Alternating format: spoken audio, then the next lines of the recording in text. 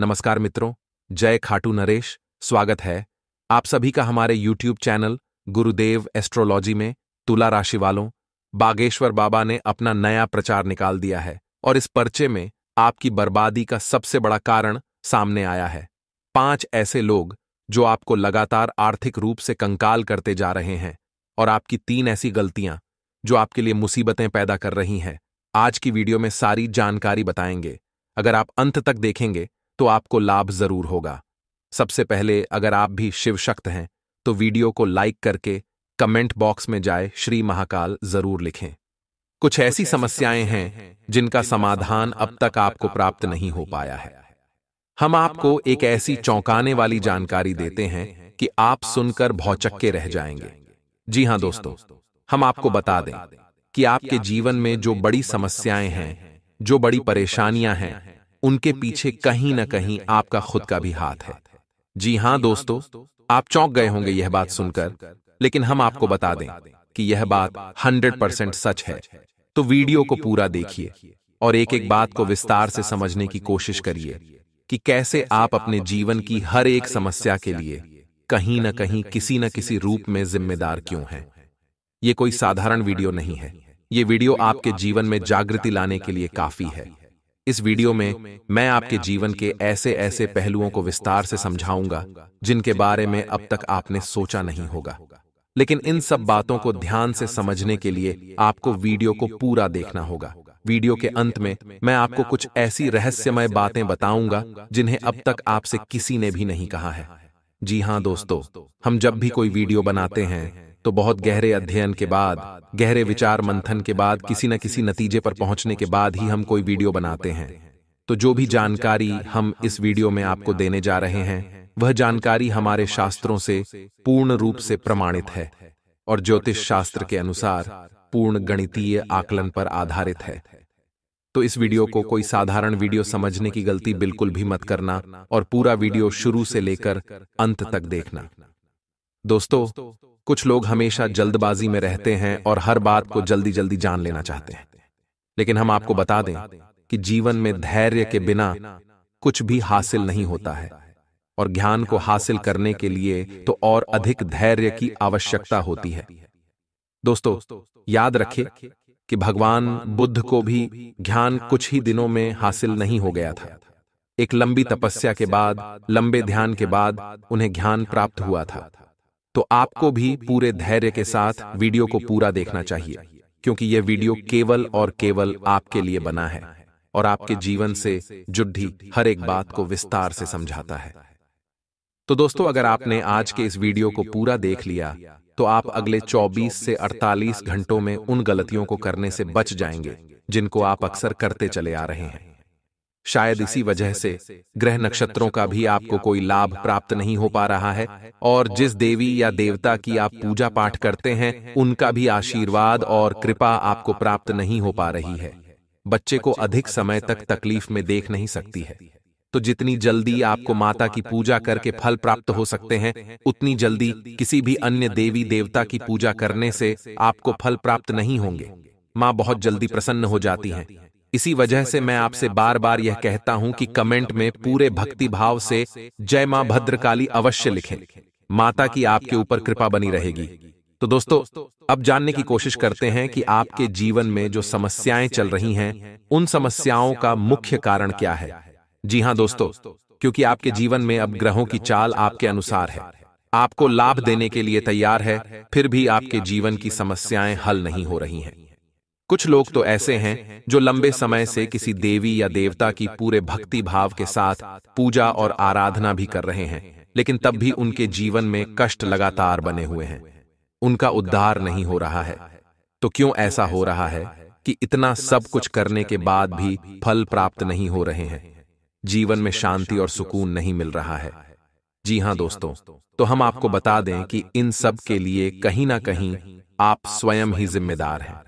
इन सब में आपकी 3 बड़ी गलतियां हैं जिन्हें आप लगातार दोहराते चले आ रहे हैं, जिनकी वजह से आपके जीवन में कष्ट लगातार बने हुए हैं। जी हां दोस्तों, तो ध्यान से सुनिए वो 3 बातें जो आप अपने जीवन में लगातार दोहराते चले आ रहे हैं और आपके कष्ट का मुख्य कारण भी हैं।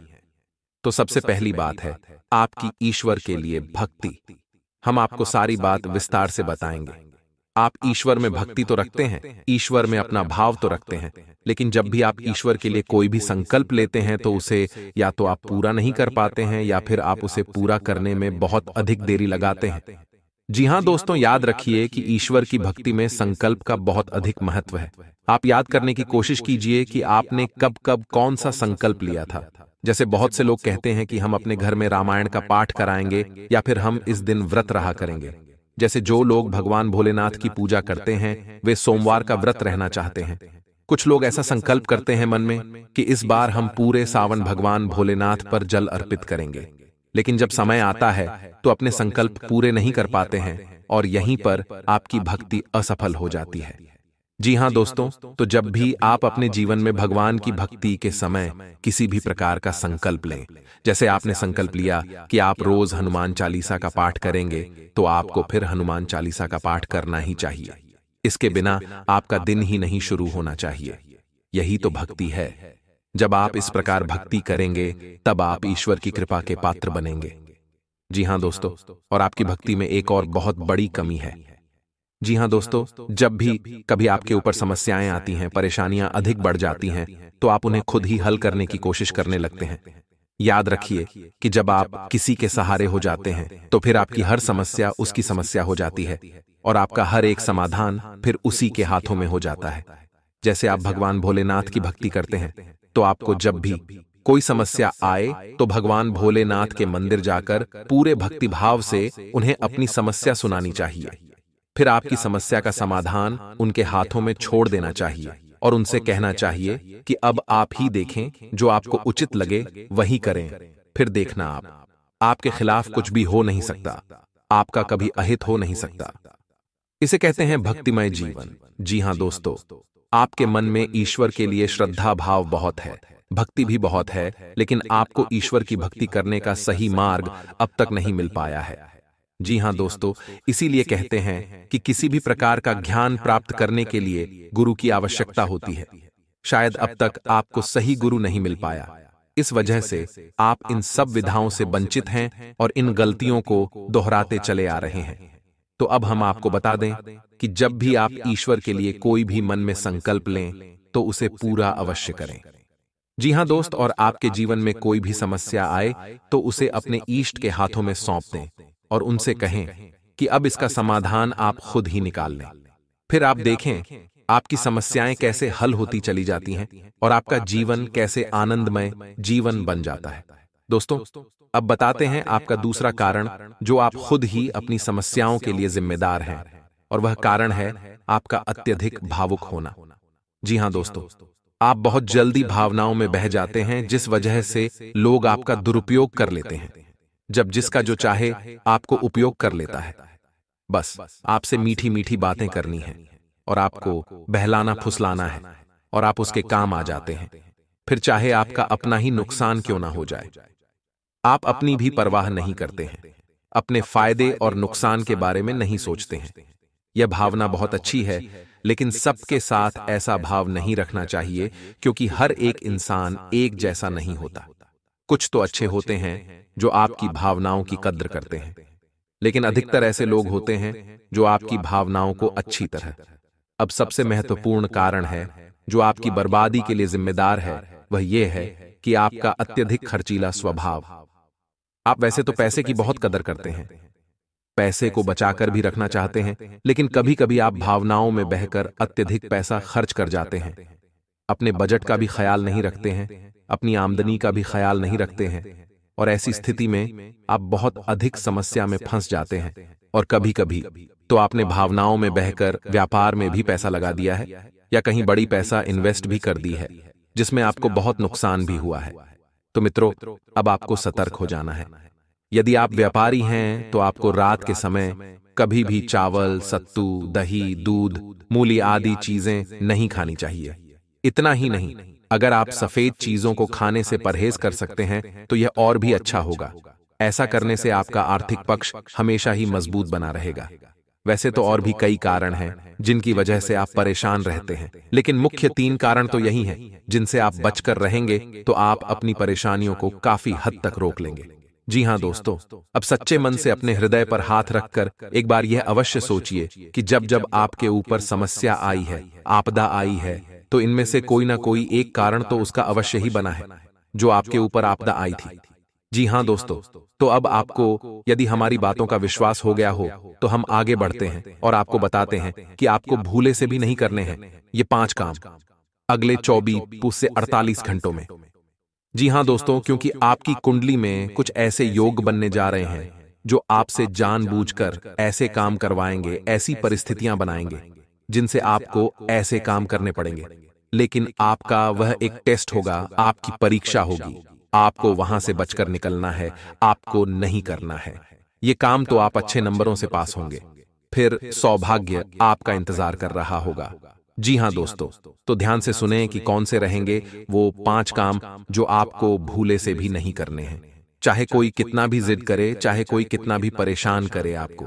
तो दोस्तों, सबसे पहला काम इसमें आपके लिए रहेगा कि आपको अगले 24 से 48 घंटे में किसी के ऊपर भी क्रोध नहीं करना है। जी हां दोस्तों, आपकी यह बहुत बड़ी कमी रही है कि आपको गुस्सा जल्दी आ जाता है। आप बहुत जल्दी चिढ़ जाते हैं और बातों को विवाद में बदल देते हैं। जी हां दोस्तों, हम जानते हैं कि आपके जीवन में बहुत समस्याएं चल रही हैं जिनकी वजह से आप थोड़े से परेशान रहते हैं। मन आपका थोड़ा सा उदासीन रहता है जिसकी वजह से आपको जल्दी से गुस्सा आ जाता है। लेकिन आपको यह पता होना चाहिए कि हम जब भी गुस्सा करते हैं, क्रोध करते हैं, तो हम अपने पुण्य का बहुत बड़ा हिस्सा छील कर देते हैं, यानी खत्म कर देते हैं। तो हमें क्रोध नहीं करना है, क्योंकि हम क्रोध करके अपने आप का बहुत अधिक नुकसान कर देते हैं। जी हां दोस्तों, नकारात्मकता का पहला स्वरूप क्रोध ही होता है। आपको गलती से भी क्रोध नहीं करना है। दूसरा, सबसे महत्वपूर्ण काम यह रहेगा कि आपको अपने इष्ट के पास अगले 24 से 48 घंटे में पूरे भक्तिभाव के साथ अवश्य जाना चाहिए। जी हां दोस्तों, हम जानते हैं कि आप लंबे समय से विचार बना रहे हैं कि आप अपने इष्ट के पास, जिनकी आप सच्चे मन से पूजा आराधना करते हैं, उनके मंदिर में जाना चाहते हैं।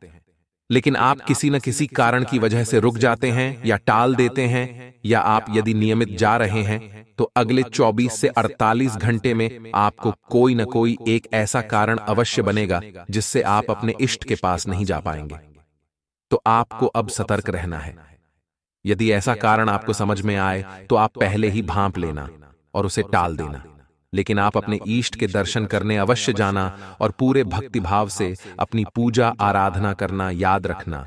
यह आपकी परीक्षा है, ग्रहों की चाल है, जिस वजह से आपको ऐसा महसूस हो रहा है। जी हां दोस्तों, अब आपको बताते हैं कि तीसरा वह कार्य जो आपको भूले से भी नहीं करना है, और वह कार्य रहेगा किसी भी महिला का अपमान न करना। जी हां दोस्तों, आप गलती से भी, भूले से भी अगले 24 से 48 घंटे में किसी भी महिला का अपमान मत करना, भूल से भी मत करना। जी हां दोस्तों, हम आपको पहले ही बता चुके हैं कि आपकी राशि में शनि का गोचर हो रहा है और शनि आपको हर वक्त देखते रहते हैं, क्योंकि शनि कर्म के देवता हैं। जब भी आप किसी महिला का अपमान करेंगे, या फिर किसी सफाई कर्मचारी का, या फिर किसी कमजोर का अपमान करेंगे, तो शनिदेव आपके ऊपर बहुत क्रोध करेंगे और आपके ऊपर उनकी कृपा बिल्कुल भी नहीं हो पाएगी। तो आपको भूले से भी किसी भी महिला का अपमान नहीं करना है। जी हां दोस्तों, चौथा, आपको फिजूल खर्ची करने के लिए उकसाया जाएगा। जी हां दोस्तों, अगले 24 से 48 घंटे में आपको फिजूल खर्ची के लिए बहुत अधिक उकसाया जाएगा, लेकिन आपको फिजूल खर्ची नहीं करनी है। पैसा आपको केवल वहीं खर्च करना है जहां आवश्यकता है। आवश्यकता से अधिक आपको पैसा खर्च नहीं करना है। जी हां दोस्तों, याद रखिए कि फिजूल खर्ची को माता लक्ष्मी का अपमान माना जाता है। जी हां दोस्तों, और पांचवा और सबसे महत्वपूर्ण कार्य जो आपको भूले से भी नहीं करना है, आपको भूले से भी किसी भी वाहन को या भारी मशीनरी को लापरवाही से उपयोग नहीं करना है। ऐसी स्थिति बनेगी जब आप जोश में आकर वाहन को गलत तरीके से चला सकते हैं, या फिर किसी भारी मशीनरी के पास आप लापरवाही से कार्य कर सकते हैं। लेकिन आपको ऐसा नहीं करना है, वरना किसी भयंकर दुर्घटना के आप शिकार हो सकते हैं। तो आपको ऐसी गलती भूले से भी नहीं करनी है। चाहे कोई आपको कितना ही उकसाए, चाहे कोई आपसे कितना ही निवेदन करे, लेकिन आपको वाहन बहुत ही सतर्कता के साथ चलाना है। जी हां दोस्तों, तो ये तो थे वो 5 कार्य जो आपको भूले से भी अगले 24 से 48 घंटे में नहीं करने हैं। जी हां दोस्तों, अब हम जाते जाते आपको एक बहुत महत्वपूर्ण ज्ञान देते हुए जाते हैं कि यदि आपको स्नान करना है तो आप स्नान करने में भी अपने कर्मों को सुधार सकते हैं और अपने जीवन में प्रकाश ला सकते हैं। जी हां दोस्तों, हमारे शास्त्रों में हर एक विधा का एक विधान है, तो स्नान करने की विधा का भी एक विधान है। तो यदि आपको ईश्वर की भक्ति चाहिए, अपने पापों का नाश चाहिए, तो आपको 2 बूंद गंगा जल अपने नहाने वाले जल में मिलाकर ही स्नान करना चाहिए। इससे आपके द्वारा किए गए जाने अनजाने में पाप कट जाते हैं और आप सभी पापों से मुक्त हो जाते हैं, ईश्वर के प्रिय हो जाते हैं। जी हां दोस्तों, और यदि आपको ऐसा लगता है कि आपके ऊपर किसी प्रकार की नकारात्मकता है, आप किसी नकारात्मक शक्ति के प्रभाव में हैं, तो आप थोड़ा सा नमक मिला सकते हैं अपने नहाने वाले जल में। जी हां दोस्तों, और इसी के साथ साथ यदि आपको अपना शुक्र मजबूत करना है, अपने जीवन में धन दौलत का आगमन करना है, माता लक्ष्मी का प्रवेश करवाना है, तो आप शुक्रवार के दिन जल में थोड़ी सी फिटकरी मिलाकर नहा सकते हैं। ऐसा करने से आपका शुक्र मजबूत होगा और आपके रुपए पैसे को लेकर समस्याएं समाप्त होने लगेंगी। जी हां दोस्तों, याद रखें कि जीवन में विश्वास का बहुत बड़ा खेल होता है। अगर बहुत समय से आपका व्यापार अच्छा नहीं चल रहा है, तो आपको शुक्रवार के दिन चावल और मिश्री को सफेद रुमाल में बांधकर देवी लक्ष्मी को पहले अर्पित करना है और फिर नदी के बहते जल में प्रवाहित कर देना है। इससे धीरे धीरे आपके काम में आ रही बाधा टल जाएगी।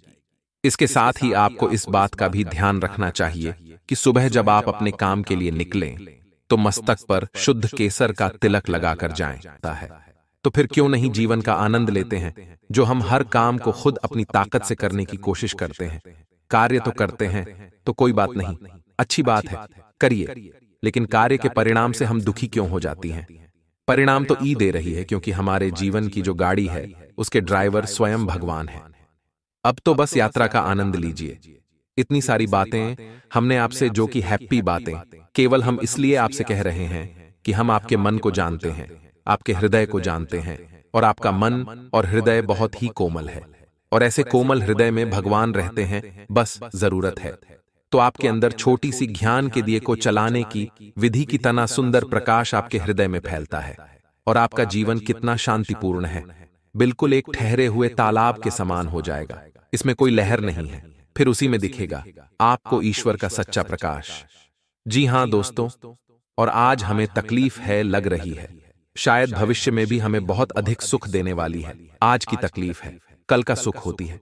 दोस्तों, इसे याद रखना है आपको। अब हम आपको बता कि इस समय आपको शांत रहने की बहुत आवश्यकता है। आपके मन में थोड़ा सा चंचलता रहेगी, अब इसको लेकर आए, और डर भी अनजान सभाए आपको सताता रहेगा। आपको अपने मन को शांत रखने की आवश्यकता है। आप ज्यादा से ज्यादा अपना समय कार्य करने में बताएं। अभी अपने आप को व्यस्त रखें। अगर आप जरा भी फ्री होंगे तो आपके दिमाग में कई तरह की नकारात्मक विचार उत्पन्न होने लगेंगे। आपके मन में एक उथल पुथल का भाव रहेगा, एक द्वंद्व चलता रहेगा। ऐसे में आपको किसी भी इंसान के साथ अधिक बात नहीं करनी है। ज्यादा बात करने से बात बहस में बदल जाएगी, झगड़ा भी हो सकता है, और यदि बहस होती है और झगड़ा होता है तो आपका सम्मान कम होगा, यानी आपका अपमान हो जाएगा। खास तौर से नकारात्मक लोगों से आपको बचकर रहना है। एक बात हम आपको बता दें दोस्तों, है कि आप जितनी सकारात्मक है, जितनी सरल स्वभाव के इंसान, उतने ही आपके आसपास के जो लोग हैं नकारात्मक और उतने ही कठिन स्वभाव के लोग हैं। यानी कि चेहरे पर कुछ और है और मन में कुछ और है। तो आपको ऐसे नकारात्मक लोगों को ढूंढना है और उसे किसी भी प्रकार की बहसबाजी में नहीं पड़ना है। आपको चुपचाप बस अपने काम से काम रखना है। इस प्रकार आपके कार्यस्थल पर भी आपके किसी सहकर्मी के वजह से एक तनाव की स्थिति उत्पन्न हो सकती है, किसी प्रकार की बबाजी भी हो सकती है। वह भी हम आपको यही सलाह देंगे कि आप अपने बौद्धिक बल का प्रयोग करें, अपनी बुद्धि को अच्छी तरह से उपयोग में लाए और झगड़े में ना पड़े, भैंसबाजी में ना पड़े, क्योंकि अगले 48 घंटों में होगा, ये अक्सर आपकी नियंत्रण से बाहर रहेंगे। चीजें आपको कम समझ में आएंगे और आपके काबू से बाहर हो जाएंगे। तो ऐसे में आपको संभल संभल कर चलने की आवश्यकता रहेगी। दोस्तों, आपके मन में भी उत्साह की थोड़ी सी कमी रहेगी।